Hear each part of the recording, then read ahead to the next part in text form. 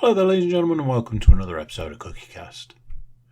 Today on CookieCast, it's the Darkest Timeline podcast. So it's me talking about me stuff, games, movies, TV, stuff from the week when it was recorded, and anything else that pops into this tiny little mind. While I've got you, before we get into the podcast, we'll just ask you very, very kindly if you could consider subscribing to the podcast wherever you get your podcasts, which now includes Spotify and newly added Amazon Music. So there you go. Get the podcast anywhere now. Pretty sure you can get it on a potato. So, if you could subscribe, it would be amazing. That's enough of that. Let's get on with the podcast. So here we go. This is CookieCast, the Darkest Timeline podcast.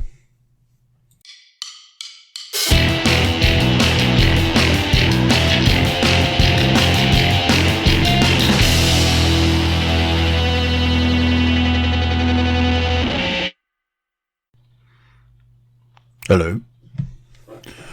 You alright? How you doing? You having a good week? How was your weekend? That's always a good one to start with. How was your weekend? I had a busy weekend. And weirdly not at the same time. Some of that will be covered shortly. One of those weeks where it feels like a million years ago since I last did a podcast.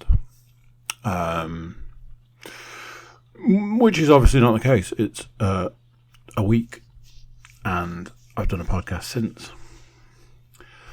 I'm probably trying to get around saying that I feel like I've done a lot in the last week, whilst also having very little to talk about. It does seem to be a theme at the moment.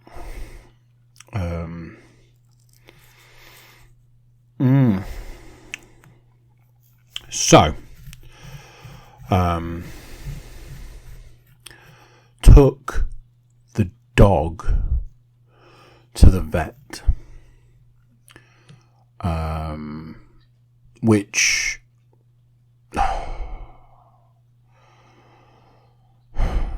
there's a part of me that wants to say it was awful, and it was awful. But as I'm sure you could imagine, there's more to that story. First, though, I'm going to have to move ever so slightly, like I always like to do. I need to be able to get to the drinks. That's the problem. I need the drink. Drinking my favourite non-alcoholic beer. Delicious. I've got a water chaser, because, you know, it's nothing but rock and roll in my house. Took the dog to the vets. For a couple of reasons. One, had a notification saying that it was time for his vaccination. And I'd kind of come round to the thinking that it was maybe time to,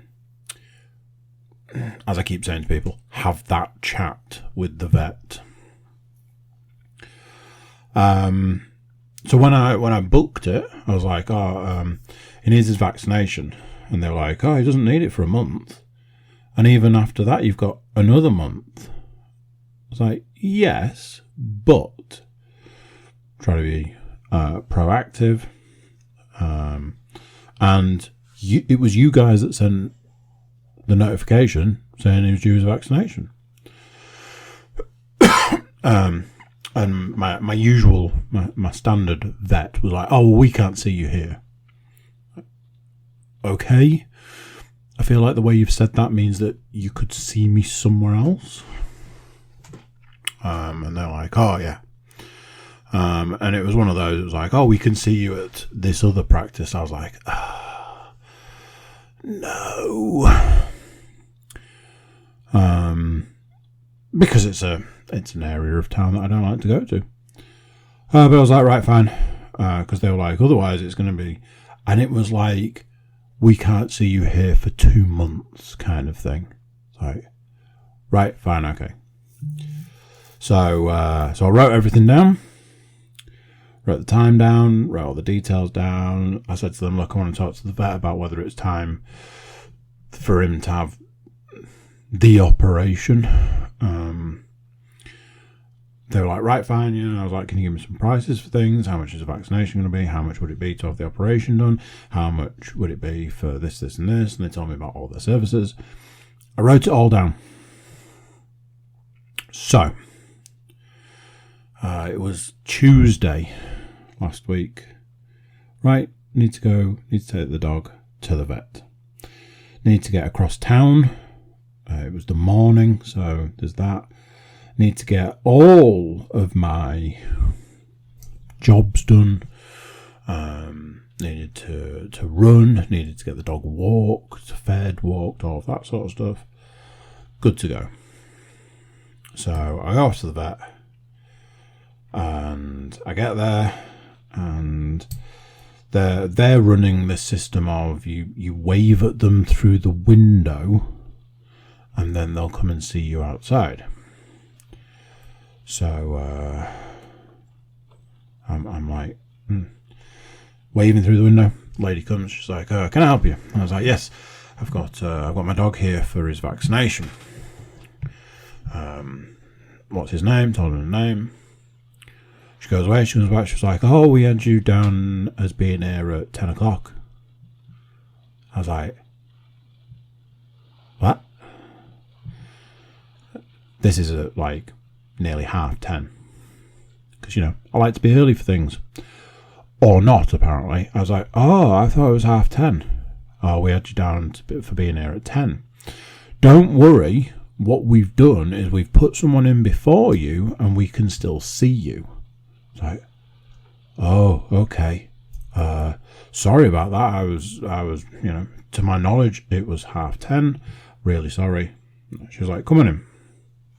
So I take the dog in. We go into the waiting room where there was a tiny puppy. I presume that age where they still can't be put on the floor. Which obviously my dog, being the absolute lunatic that he is, was like, "Oh, there's a puppy there. I'm going to have to go mental. Is that all right?" So the whining starts, the just going ballistic starts. I'm like, "Can we not?" It's like, "Here's an idea. Why don't you sit down?" "No, I can't do that. I can't sit down. Couldn't possibly. Are you crazy? There's a dog there." So, half an hour of this. The little dog went away. It was just me and my dog. We sat and we waited. And then the vet was like, "Right, I'll see you." Early on, I was like, "I think I recognise you. I think I've seen you before. But I can't think what it was." Very quickly did I remember what it was that I'd seen this vet for previously. And what that was my dog's, not his first set of vaccinations, but the last set of vaccinations that a puppy has before they can go out. And I'd said to the vet, I was like, "Oh, when can you go out?" And the vet gave me like 3 different time scales and then told me that it was up to me. And I'm like, I'm not the vet. I didn't go to university for the 3 extra years than to become a doctor. How the flippin' hell, heckity what's it, am I supposed to know when he can go outside? You're the vet. You tell me. Now, admittedly, I didn't realise this until so far into the meeting. So I was like, "What can I do for you today?" Like, I presume I'm booked in. I know that I came at the wrong time because he apologised for keeping me waiting. I was like, no, apparently apparently I've come at the wrong time. What can I do for you today? I've brought him for his vaccination. All right, cool. I'm like, this is going swimmingly. I was like, I also need to talk to you about whether it's the time to have the boy bits gone. And it was one of those things where he asked me a load of questions. You know, how old is he? Is he showing any signs of aggression? This seems to be the big question. Is he showing any signs of aggression? I was like, no. However, a couple of things that he does do is, one, he's absolutely obsessed with other dogs to probably dangerous levels. Like, he just pulls and he's just, I've got to get to that dog. I absolutely have to get to that dog. I need to get to that dog.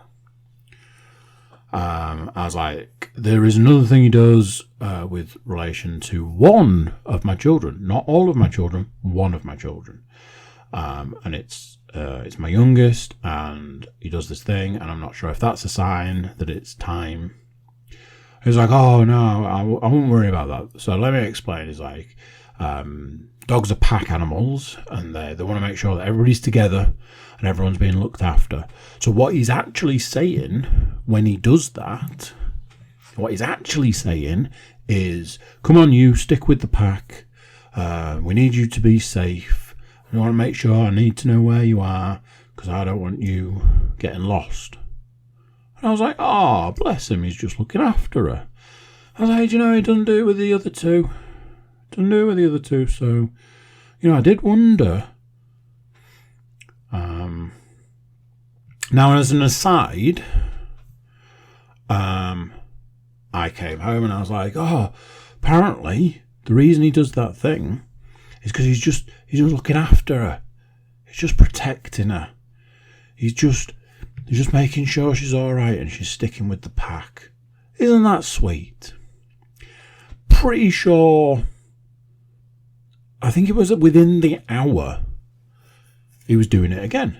Like, oh, you know, I was like, oh, look, he's looking after her. Oh, he's taking care of her. Oh, he's trying to make her his wife. That's not what that means then, is it? So jumping back to being with the vet, I was like, you know, people have said that if he has the operation, it'll calm him down around other dogs. It might calm him down a bit in general. And the vet couldn't have been more non-committal. Now, I'd made the person who booked the appointment very much aware that I wanted to have a conversation about it because I wasn't sure. I thought that the thing to do was to have the operation, but I wasn't sure, and I wanted some help and some guidance. And that is not what I got. And I'm like, okay, so now I'm confused. You know, am I being told here that I shouldn't do it? Because the vet's seeming to say that, you know, yes, by doing it could calm him down, but the other problem that I've highlighted, he's saying isn't a problem, which it definitely was. So we got him up on the table, he weighed him, gave him a treat, which distracted him from having the vaccination, which it didn't because he waited too long. Like, the dog's eating the treat, and then he's getting stabbed in the neck. I'm like, could have probably done that a little bit smoother. So that's that. And it's like, there you go. It's like, so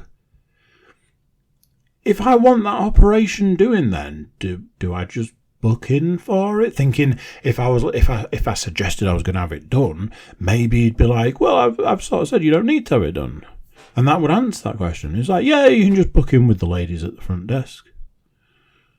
I walked out of that room just like, I kind of felt like, who was the vet in that situation? So yeah, I went and got him booked in. He's going a week tomorrow.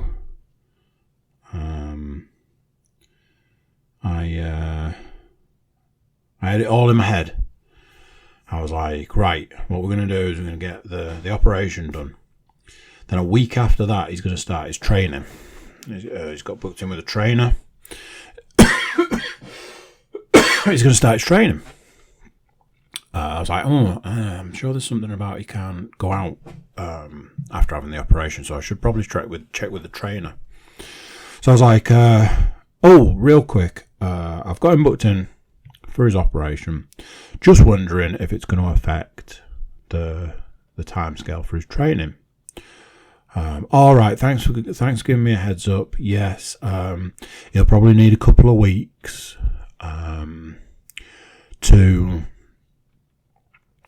recover from that, so it would push his training back. So, okay, that's the email then went on to say, also you needed to pay for the training, and because you haven't, you needed to do that as soon as possible.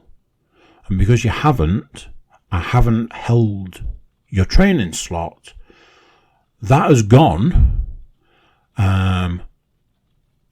Good luck with the operation. And that was that. That was the end of the email. Like, the fuck? So I went back to the previous email. The previous email was, if you want to pay for the training, just pay it at your earliest convenience. Okay, well, my earliest convenience was after I'd seen the vet to know when I was going to get him booked in and all this, that and the other. Not as soon as possible. And apparently you've just decided that our business is done. Which is super interesting as far as, business is concerned, because I've immediately gone out and found somebody else. So, thanks for that one. So yes, now we're in a position where I've had to find another trainer, and I'm starting to worry that the fix all, this operation is definitely going to sort it out, and the training will help, and then he'll be a model citizen as far as dogs are concerned. I've recently started thinking, let's face it, that's not going to happen, is it?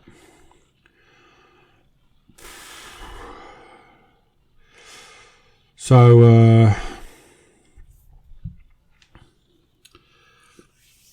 I've been having this. It's not an issue. I've been having this. It's not a problem. I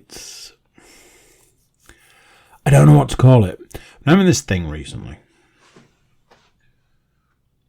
My youngest.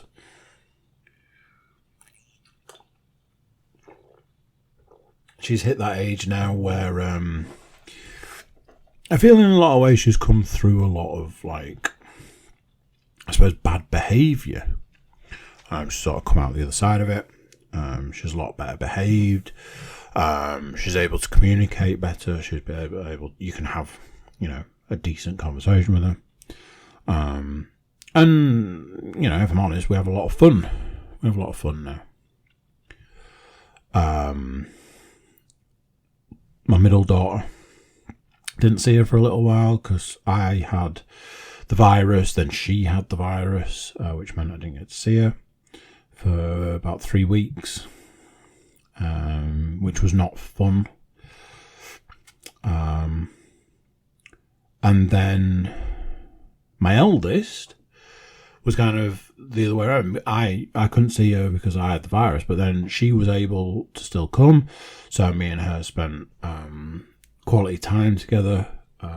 Spent a bit more time together because we were able to have a better, a longer time together in the evening, because I didn't have to put my middle daughter to bed, so we had that longer time.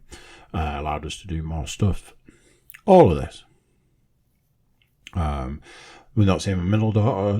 The first thing she did when she came in the other day, she was like, want to do some drawing, want to do some writing, all that.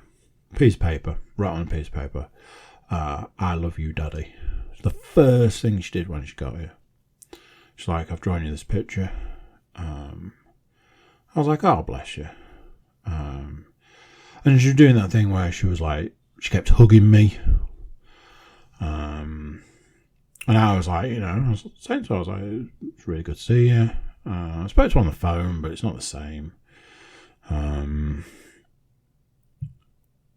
So, like each of my children have got like these various things going on at the moment.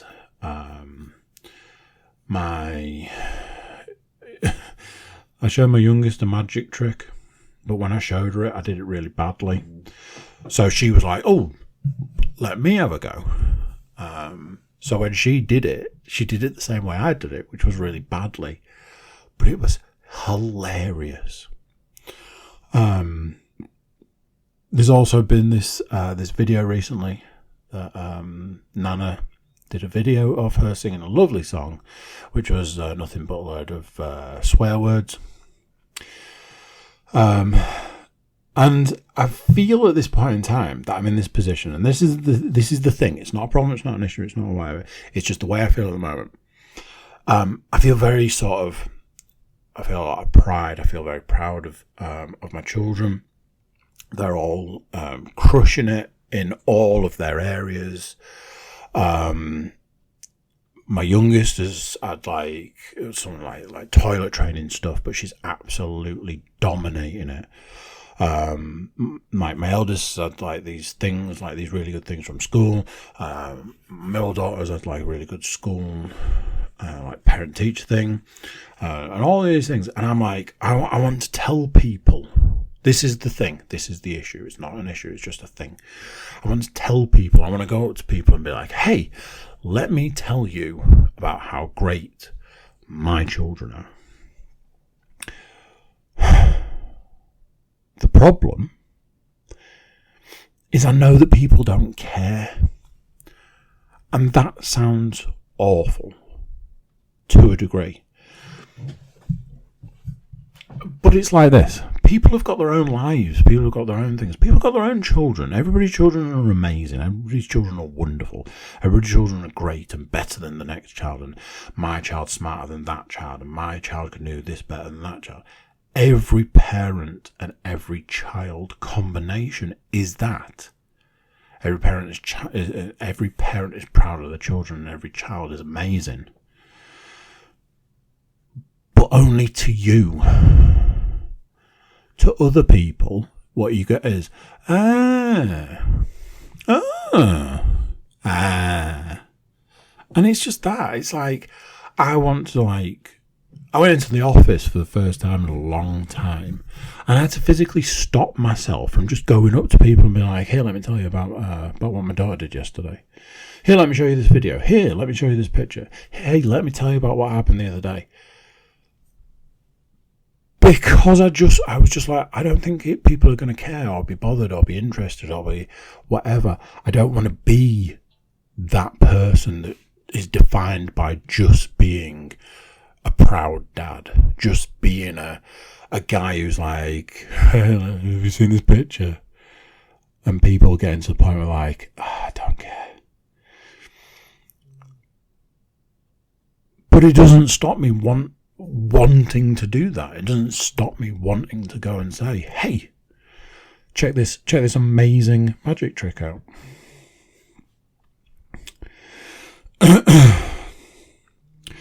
So I had one of those days yesterday. I don't know what it was. I don't know what was going on, but I woke up and I was like, I want to do jobs. And sometimes this happens. Sometimes this is the case. Sometimes I get in the zone. And all of those little, tiny, niggly little jobs that they probably only take a few minutes, or they probably only take half an hour, or they probably be real quick if you just sat down and did them or cracked on with them. But you never have the 5 minutes it's going to take to do that job 98% of the time. So, Leon and the youngest going out. I think that might have been part of it, if I'm honest. Because I don't want to be the guy that's like, right, you're going out, I'm going to sit and watch TV or play PlayStation or whatever. I mean, I did.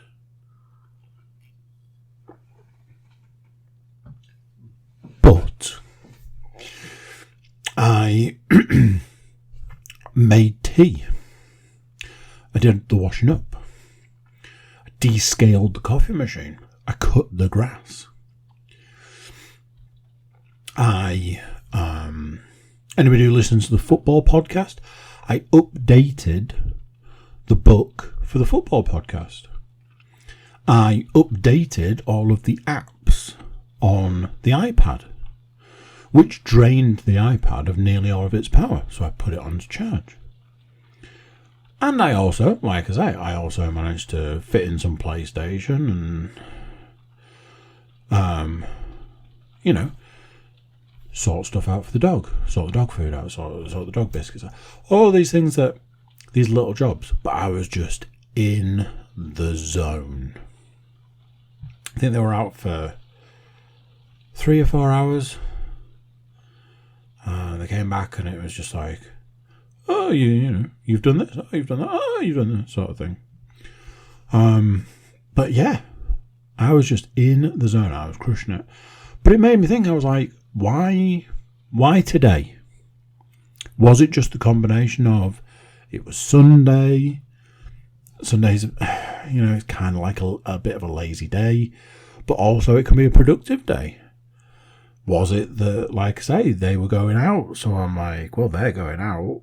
I should make the effort to do things. Was it because I had, I suppose, time off from parenting? What was it?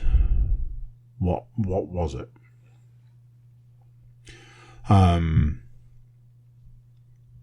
Another thing, something that happened to me today. Got up this morning, went out for a run. And something I've been trying to do with my running recently is, and this will sound kind of lame a bit. I've been trying to do better. I've been trying to run harder, run faster. I've realised recently that when I go out and run, it's very much the lowest denominator. It's like, I'm out here, it's morning, and I'm out here, and I'm quote unquote running, but there are times when it's like putting in the least amount of effort possible whilst also still doing it. And I realise after a while, it's not the way to do it. Go out and run 2.5 miles or whatever, and come home not being out of breath. To a degree, sort of thing. It's that kind of, why are we bothering? Because we're not really bothering, sort of thing. So recently, I've been trying to put a bit more effort in, trying to try harder, trying to run faster, run whatever. And some days that's difficult. But today was not one of those days. Today, I was like, I seem to have that bit more energy, a bit more ability. There was points where I would even say that I was running fast. I said to Leanne when I got back, I was like, I was going to tell you that I tried really hard when I was out on my run. But instead, I'll just say this. I got 5 achievements on my run. 2 of those achievements were personal bests. 2 of those achievements were second bests.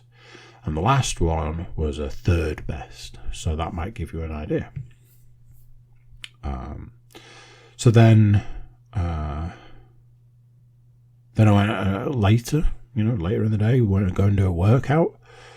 And again, recently I've been wondering whether, you go and you do the workout and you lift the weights and you do the exercises and you do the number of reps and you do the number of sets and all of that. And I'm not going to half-ass a workout like I would half-ass a run. because I enjoy working out more than I enjoy running. But are we hitting the maximum? You know, anybody that works out will know there's a difference between doing like a curl and doing that right curl, that sweet curl, the curl that hits all of the right points and gets the right tension and all of that. So again, been trying to do that. And I went out there, I did the first exercise, did the first set, did the reps, and I was like, I feel like I can give it that little bit more.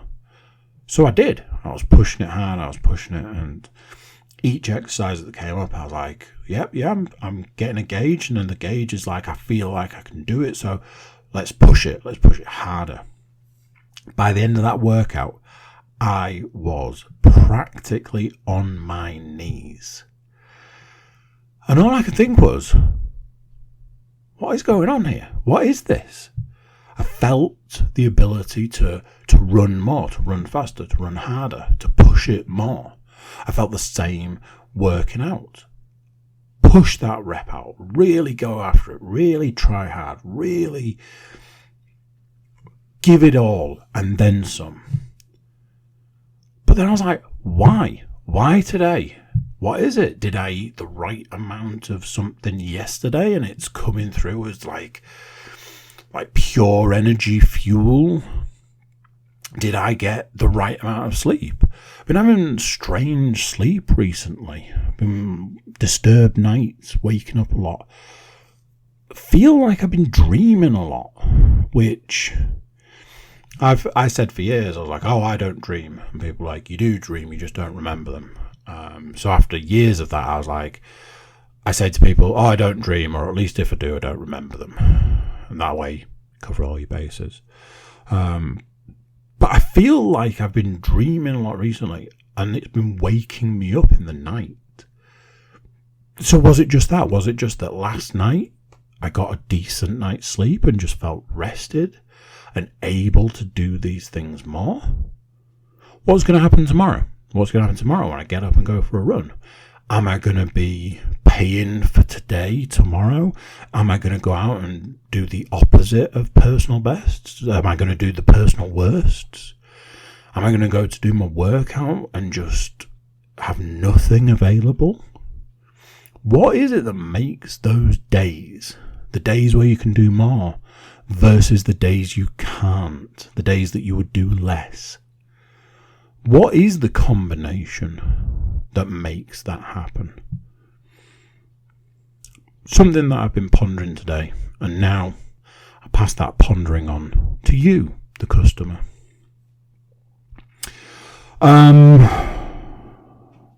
So 3 movies, 2 of which are not new. One of them is a new film. Sorry, no, what I should say is 2 of which I've seen before, and 1 of them I hadn't. So, as if you've been listening for a few weeks, you'll know, I worked my way through the Marvel films again. And something that I've not done for a very long time. I'm working my way through the Star Wars films. So I did all 3 prequels, and in the last week I have watched Solo and Rogue One. There's a high possibility I've reviewed these films previously. There's a high probability that I've reviewed them differently to how I'm going to review them now. But I'm not going to dwell on them too much. So, here we go. Solo. The one thing I can say about Solo, which surprised me a lot. Solo is a film I've seen once before. I watched it. From my recollection, I really didn't like the first 20 minutes, and I thought the rest of it was fine because it largely ripped off Firefly. And that was my review of Solo. Watching it this time, I was like, what the hell's going on here? This film's like not that bad. And it doesn't, the first 20 minutes didn't feel terrible. And although, yes, I remember my review, and yes, it probably is a direct rip-off of Firefly, it feels kind of like it works. This, as a film, it feels kind of good. Feels like it works. So, what's going on? And again, it was one of those things. I was like, is it because I've watched the prequels, and because the prequels are just so horrifically bad that watching this now is like, oh, well, at least it's not the prequels kind of thing. But I will say this. Solo. Better than I remember it being. To the point of me saying, it was actually quite good. I enjoyed it as a watch. So that brings us to Rogue One. If you're wondering why they're going in this order, I'm watching them in what I presume is chronological order. I'm not watching them in the order they were filmed. I'm watching them in story order. Rogue One, I had the opposite feelings. I seem to remember reviewing Rogue One as being okay. Not that bad. Okay for a Star Wars film that didn't really have, Jedis in. All of that sort of stuff. I remember the bit at the end being particularly good. I won't spoil it if you've not seen it. And that was kind of my review of Rogue One. Watching it this time, I was like, this film's not very good. This film's not great. Doesn't help that the main character, the actress, is not great. And got progressively more annoying as the film went on. Like I say, when you're doing a film that's, it's Star Wars, but there aren't any Jedis in it, there's no lightsabers, and none of these characters and all that sort of stuff. I just feel like it was always going to struggle as a film. I know that Rogue One is widely regarded as quite a good film. I don't know if it was just like the way I've been watching them, like going from Solo to Rogue One. I don't know, but it didn't sit well with me. I have. I finished Star Wars: A New Hope this evening. Should have probably written that down. What do we really need to say? The three original Star Wars films are amazing. The attention to detail, the way that they were made, the fact that they're just the story, like everything about them is just amazing. They are widely regarded as three of the best films ever made, and I don't think anybody would really disagree with that. One thing I will say, and I think I might have covered this last week, is I don't really want to get into it too much because I'm doing a little bit of prep for what might be an upcoming podcast series. So what I will say at this point is I'll probably leave that there, and maybe move on to the film that I hadn't seen, which a long time coming, but I've finally seen Spider-Man No Way Home. I really wanted to like it, but I'm going to try and do a spoiler-free review here. I'm probably late to the party reviewing this film anyway, so it's probably not... Oh, shit. It's probably not going to massively matter too much.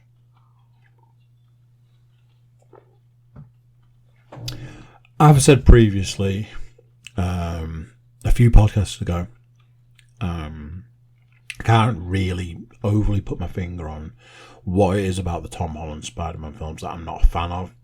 I think I landed on that it was just a little bit too young for me. While these kids were at school and it really felt like it, sort of thing. Obviously, I've reviewed all of the Spider-Man films up to this point because I worked my way through them. From the Sam Raimi ones to the Amazing Spider-Man ones. There is just something about these Tom Holland ones that I can't put my finger on. And it's not, it's that thing, it's not him, because I think he's really good in both roles, in the Peter Parker and the Spider-Man.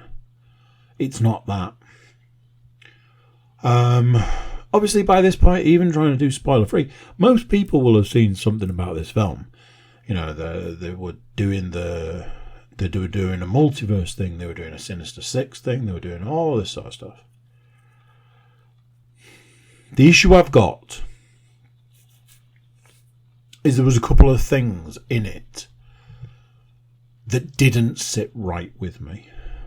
Choices that were made for the film, for the character. I feel maybe partially for shock value. I don't know.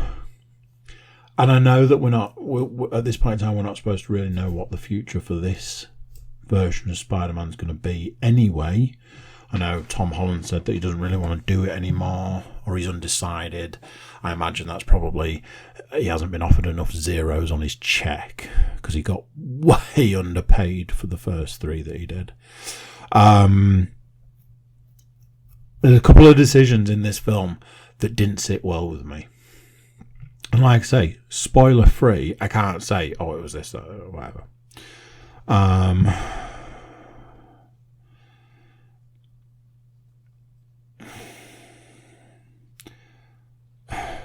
I don't want to be like, oh, I didn't enjoy it, because I don't think that's necessarily the case. And I don't want to be like, oh, they ruined it because they did this, because I don't think that's the case. I think they went for shock value with one thing, and the other thing, I don't know why some of the decisions were made. I also don't know what it means for the fact that we've got a Doctor Strange film coming out literally in a month at this point, and it's to do with the sort of the multiverse. One question I did have was, in a world where Spider-Man Into the Spider-Verse exists, did we need Spider-Man No Way Home? Because all it says to me is that people in charge, let's say, work on the principle that nobody saw Spider-Man Into the Spider-Verse. And I know for a fact that's not true. Pretty sure that film was up for an Oscar. That film is amazing.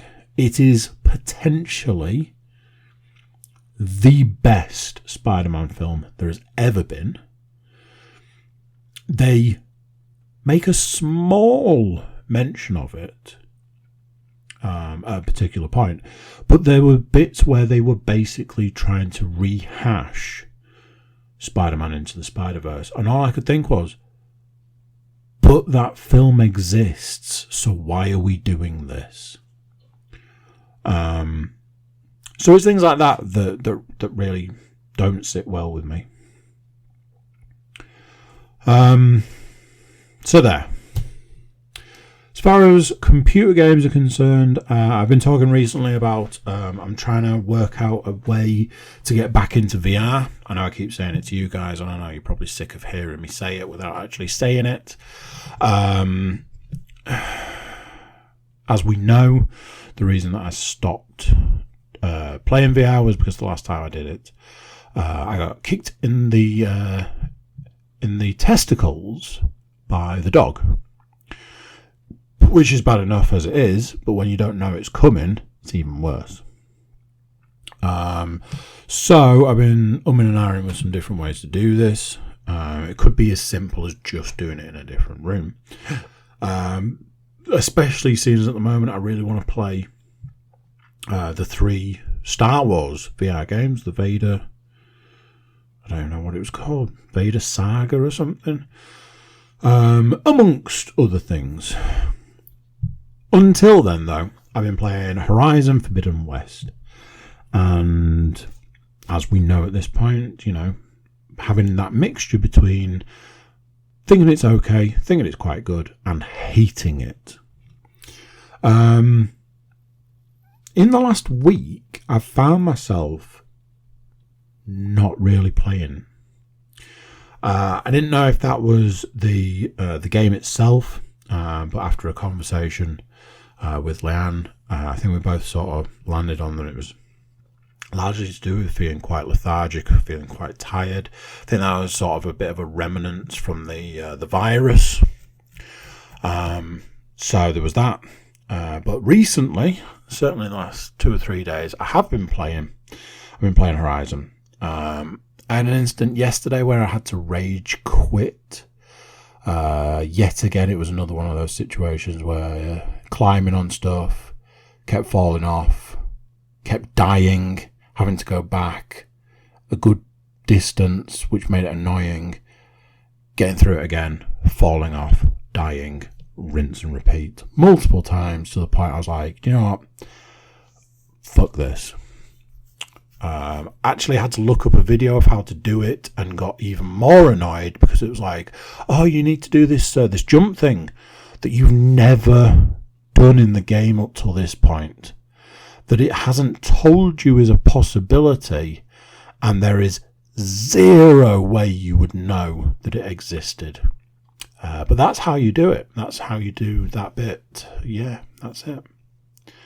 Weirdly, after that bit, you use this jump loads, but you've never used it in the game up till that point. So that was fun. However, got a giant bird. So now I can fly around the map on a giant bird. Not going to lie, that has been a game changer. It really has been a game changer. It's made the game, it's given the game another dimension, and it was so needed for this game. What I have found, though, is that there is a possibility that I may be at the end of the game. Now, this is a game that, like, the only way I was able to get through the first one was I had to abandon any side mission. I was like, I've got to stick to the story because otherwise I'm never going to play this game to completion. So at the point in time that I made that decision, I then played it and finished it. I was like, finally, I've played it and finished it. I made that decision with this game very early on. A decision I made recently is I now skip all talking. The talking is just way out of proportion to the game. The game is one long cutscene with a little bit of gameplay in between. And that is not a joke. That is basically the way the game is built. Conversations with any character in the game take 20 minutes a piece. That is also not an exaggeration, because it takes 5 minutes if you skip every word of it. The talking, the cutscenes, it's so out of balance. It's unbelievable. Got to a point where it was like, right, gather all your people and go and do the bit at the end. And I went, I don't think I'm ready to finish it just yet. So now, after all of this, I'm now off doing side missions. Decided to do side missions that I got at the start of the game. So I'm level 30 and I'm doing side missions that are level 7. Makes them quite easy, as you might expect. Some things that have stood out to be strange. I did a thing called a cauldron, which anybody that doesn't know the game but understands the principle of dungeons. Cauldrons are just dungeons, and you get a thing at the end. And I did one, and it was like, there's a big robot called a tall neck blocking the way. And the way that you get it out of the way is you finish the machine building the tall neck and it releases it. And when I did all of that, it was like, you've unlocked all of the tall necks. And I was like, really? This map is huge. It's massive. There's so much space, so much to it, so many areas. And I think there's like 6 of these tall necks, and the tall necks reveal the map to a degree. I was like, well, that feels very out of whack. It's a lot of stuff like this, and in quick succession, it was like, you've defeated all of this particular enemy. It's like, really? Because I've just been doing the main story. It's like, you unlocked all the tall necks. You've done this. You've done that. I was like, none of this feels right. It's like the game's throwing these things at me now, going, you've definitely put a lot into the game. And I'm like, I haven't. I've just been watching a very long cutscene. But, as I like to say, I will continue to play this game until either the game doesn't want me to play it anymore or I finish it. As for what I'm going to play next, who knows? There's literally nothing on the horizon. I've been struggling. I think that anybody that's been listening recently can tell. I've been struggling with gaming recently. It's not my favourite subject, shall we say. I'm feeling like maybe it's time to find a different hobby, which I'm sure that sounds believable. Right, there we go. That's that one. That is that podcast done. I will catch you guys next week. So there you go. What do you think of that? Another one done. Another week gone. Another week closer to whatever it is you're looking forward to. Just before we go, please do subscribe wherever you get your podcasts. If it's video podcasts you're looking for, you can jump over to YouTube, check out all the videos we've got there. There's a lot. Or if you just like to listen along audio-wise, you can get us from SoundCloud, iTunes, Spotify, and Amazon Music now. There's other places, but the list is long. So those are the main ones. So if you're getting it from there, please do subscribe, because it does mean a lot to us. You can also check out our website, which is cookiecast.com. Over there you've got social media links and an email button for you to be able to get in touch with us. That's it for this one. Until next time, I'm going to say bye, and I'll see you then.